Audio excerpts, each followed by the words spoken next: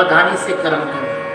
कभी कभी अच्छा कर्म भी आपको अपराध करा देता है, कभी कभी अच्छे कार्य से भी अपराध हो जाते हैं, है ना। मैं कल परसों चर्चा कर रहा था नामापराध की, मेरे ख्याल से आप लोग भूल गए होंगे, फिर बोल दो। जब कोई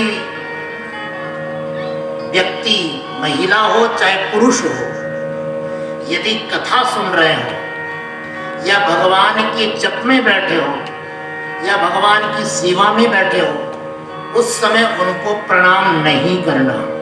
ये तो अब स्पष्ट बता दिया। ये नामापराध है, ये सेवापराध है, भगवान की सेवा में ये अपराध है। और अगर मेरी बात का प्रमाण चाहिए तो पद्म पुराण में 32 प्रकार के नामापराध है।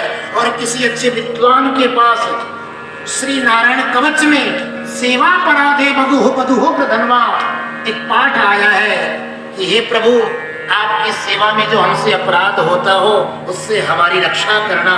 तो ये जो सेवापराध की चर्चा है, इन सेवापराधों को अच्छी तरह पढ़ लेना और किसी अच्छे विद्वान से सुन भी लेना। कल को मेरी बात न अच्छी लगे तो जो आपको अच्छा विद्वान मिले उससे पूछना कि महाराज 32 प्रकार की जो सेवापराध है उनकी चर्चा।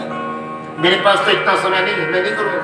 हाँ, और मुझसे अगर सुनना हो तो फिर 7 दिन अलग से और निकलवा के ले आना अगली बार, इस बार नहीं। क्यों नवल जी? हाँ, एक 7 दिन और लेके आना अगली बार। और उस टाइम फिर तुम्हारे हिसाब से कथा नहीं चलेगी, फिर हमारे हिसाब से कथा चलेगी। ये भी ध्यान रखना। हम जैसे चाहते हैं वैसे कथा, तुम जैसे चाहते हो। फिर तुम बोलोगे हमको तोता वाली कहानी सुनाओ, वो सास बहू वाली कहानी सुनाओ, वो हम नहीं सुनाएंगे, वो तुम तुम्हारे पास रख, वो तेरे गुरु जी से सुन के आना, मेरे पास नहीं।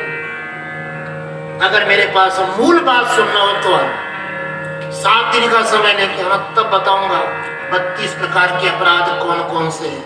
लेकिन चलो 32 की चर्चा बाद में, एक तो समझ लो पहले। यदि आप अपने आसन पर बैठे हो, जप कर रहे हो, साधना कर रहे हो, भगवान की पूजा कर रहे हो, कथा में बैठे हो, कथा भी तो साधना है, भगवान की पूजा है, उस समय किसी भी व्यक्ति से अपने पैर मत छुआओ, प्रणाम मत करने दो और न उसको आशीर्वाद दो। अगर कोई प्रणाम करने आए तो उसको रोक दो, भैया बाद में मिलियो, अगर तुझे आशीर्वाद लेना है तो 4 घंटे इंतजार कर, कथा पूरी होने के बाद जब मैं जाने लगूं तब मुझे प्रणाम कर ले। और राजस्थान में ये बड़ी समस्या है, इसलिए मैं आप लोगों से ये बात स्पष्ट रूप में कह रहा हूं कि कभी भी, मैं व्यक्तिगत इस कथा की बात नहीं कर रहा हूं, किसी भी कथा में जाना ये भूल कभी मत करो। अगर ठाकुर जी के सामने बैठे हो तो वहां पर अगर प्रणाम करने योग्य कोई है तो वो सिर्फ ठाकुर जी है। हाँ, अगर कोई तुम्हारे गुरु आ जाए, अगर तुम्हारे कोई गुरु आ जाए, कोई संत पुरुष आ जाए, तो आपको आसन को प्रणाम करके उठने की अनुमति है। बाकी अन्य कोई रिश्ते नातों की बात नहीं है।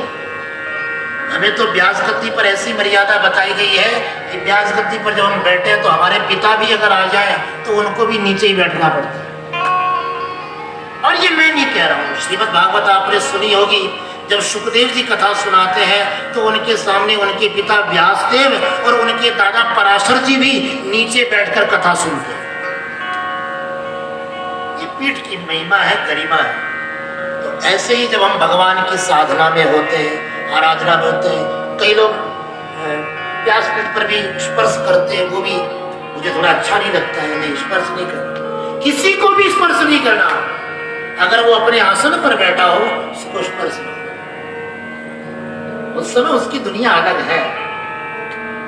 और अब कोई इच्छा करता हो कि नहीं, फलाने की बहू आई, मेरा तो पगी कौन छू, मेरे तो पगाना अगड़ी कौन करी, आज तो भाई